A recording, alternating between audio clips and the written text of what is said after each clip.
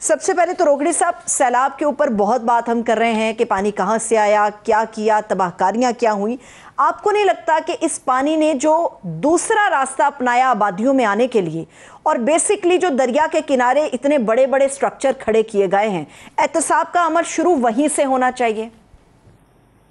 Of course ہونا ہی وہی چاہیے، بلکہ آپ 1998 آنورڈ یہ جو ہمارے پاس ایک ٹرینڈ چلا نا ریل اسٹیٹ والا، اور لوگوں نے کاروبار چھوڑ کے پلاٹس اور وہ سارا اسکیم، تو آپ نے ہر قیمتی جگہ، یہ تو آپ نے دیکھا نا یہ لاہور کے اندر جو کچھ ہوا، راوی کا یا جو روڈا کا پروجیکٹ ہے، کتنا بھیانک کہ جس کو اونرشپ بھی دے دی گئی ہے، وہ سرکاری طور پہ ایک سرکاری پروجیکٹ ہے۔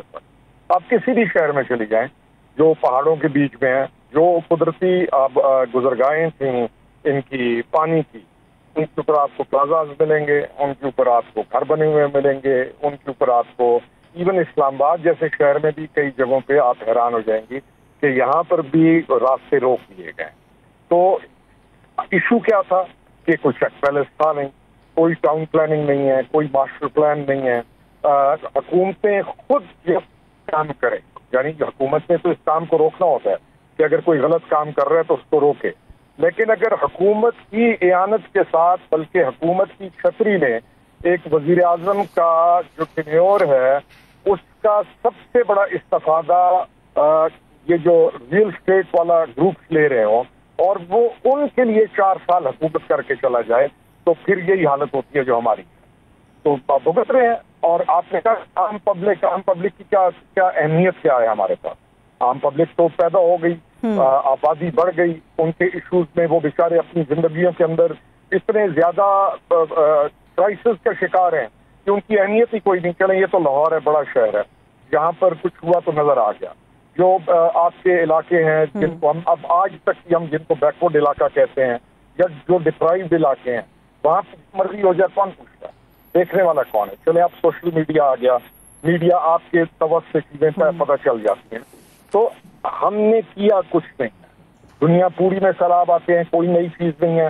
آج آیا ہے، ہو سکتا ہے 3 سال بعد دوبارہ آئے، بارشیں زیادہ ہوں گی، کبھی ڈرائی اسپیل ہوگا، کبھی ویٹ اسپیل ہوگا۔ ہم نے کیا کیا ہے؟ ہم تو وہ اس جو مائیں ہوتی تھی نا کہ وہ جب شام ہوتی تھی تو وہ دیکھتی تھی دور سے کہ ہوائیں تیز چل رہی ہیں تو اپنے کپڑے وہ اٹھا کے اندر لے آتی اور تاکہ کھڑکیاں بند کر دیں۔ ہم نے تو کچھ بھی نہیں کیا تھا۔ ہم نے تو اور وہ لوگ بڑے بڑے عہدوں پر تھے، وہ بھی پراپرٹی ڈیلر بن گئے، اور پراپرٹی 1 پلاٹ لو، 2 پلاٹ لو، اور بس اسی اور جو ٹاپ آف دا لائن ہماری زمینیں تھیں جن کو ایگریکلچر کے لیے، اب یہ جو لاہور کے ساتھ، لیکن اس میں خرم روکڑی صاحب کسی ایک حکومت نے تو اپنا کردار ادا نہیں کیا۔ ہر حکومت میں اس طرح کے NOCs جاری ہوتے رہے اور تواتر کے ساتھ ہوتے رہے، دھڑا دھڑ ہوتے رہے، کسی ایک کو تو اس پہ مورد الزام نہیں ٹھہرایا جا سکتا۔ نہیں، اس لیے کہ یہ جو گروپس ہیں، میں کہہ رہا ہوں 1998 کے بعد یہ منسٹرز لگواتے ہیں، ڈپٹی کمشنرز یہ پوسٹ کراتے ہیں، کمشنرز ان کی مرضی سے پوسٹنگ ہوتی ہے۔ NOC 200 کنال کا NOC، آپ کے rules and regulation bylaws ایسے 250 کنال کے اوپر NOC ملے گا، 10,000 کنال وہ بیچ چکا ہوگا۔ تو یہ کس نے ٹھیک کرنا ہے؟ یہ بیوروکریسی کو یا اس لیول کے اوپر جا کے جو کما رہا ہے یا جس کے گھر میں اتنا آ رہا ہے کہ اس کو پتا ہے کہ میں کینیڈا کے اندر بھی میری سٹیزن شپ بھی ہو گئی ہے، میرے پاس اتنا پیسہ ہے کہ میں یہ ملک چھوڑ کے چلا جاؤں گا، اس کو کیا پرواہ ہے؟ اس کے لیے تو ایک دن قیمتی ہے اس کی کمائی کا۔ تو یہ جو 1.5 لاکھ ایکڑ ہے لاہور کے ساتھ والا، آپ سوچیں کہ تمام ایگریکلچر آپ کا، تمام آپ کا پولٹری، آپ کی سبزی، تمام ڈپینڈنٹ تھی اس کے اوپر، لیکن کیونکہ صرف یہ تھا کہ اربوں خربوں روپے کمانے سے اگلوں نے کما لیے، گیم ڈالی۔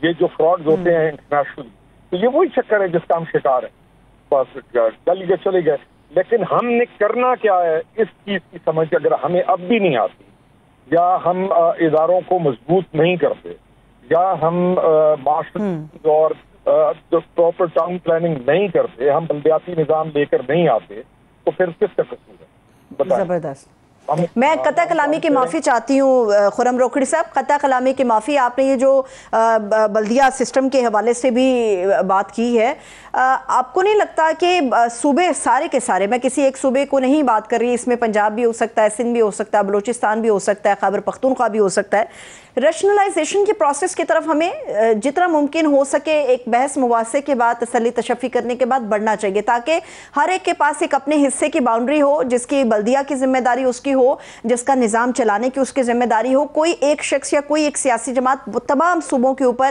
یا پورے ایک صوبے کے اوپر رول کرتی ہے تو اس میں بہت سارے ابہام، بہت سارے سکم رہ جاتے ہیں. تو یہ ریشنلائزیشن کا جو پروسیس ہے، ایسا لگتا ہے کہ پہلے بات ہوئی لیکن اب یہ رک گیا. آپ کے خیال میں، آپ کی جو مدبرانہ رائے ہے، اس میں کیا ہونا چاہیے اس میں؟ دیکھیں، 18th امینڈمنٹ کے بعد آپ کی نیشنل پارٹی ختم ہو گئی. ہر پارٹی نے اپنا اپنا صوبہ قابو کیا ہوا ہے اور ان کی پریورٹی ہے کہ ہمارے پاس اس صوبے کی حکومت ہے. نیشنل جو پارٹیز ہیں 18th امینڈمنٹ نے وفاق کو اتنا کمزور کیا ہے کہ وفاق اس وقت بس نام کا ہے اور تمام کی تمام authorities is with the provinces. یہ نہیں کہ نہیں ہونی چاہیے، لیکن جس اتھارٹی کی ضرورت نہیں ہے وہ بھی ان کو میسر ہے. پھر صوبے ہیں آپ کے پاس 4. اب لاہور پچھلے 70 یا 100 سالوں سے لاہور ہے. کوہاٹ، میاں والی، لیا یا یہ جو لکی بروت ہے، یہ ڈپرائیوڈ رہیں گے. کراچی کی اونرشپ ہے کسی کے پاس نہیں. کراچی کو ہم کیوں نہیں ایک علیحدہ یونٹ بنا دیتے؟ کیا ہمیں مسئلہ کیا ہے؟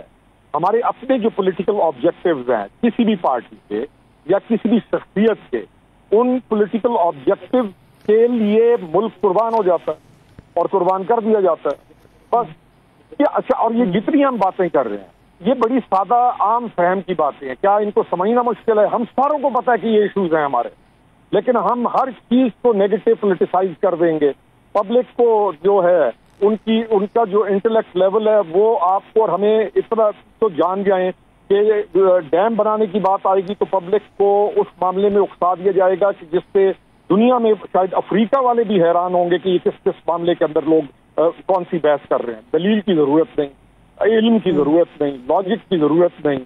ہاں، اپنے گھر کچھ لوگوں کے اور ان کے ساتھ منسلک جو مافیاز ہیں ان کے پیٹ کتنے بڑھ رہے ہیں اور ان کے پاس کتنی پاور ہے. اب جب پاور ان کے پاس رہے گی، چاہے کسی بھی صورت میں رہے گی، تو ہمارا ڈکلائن ہوگا.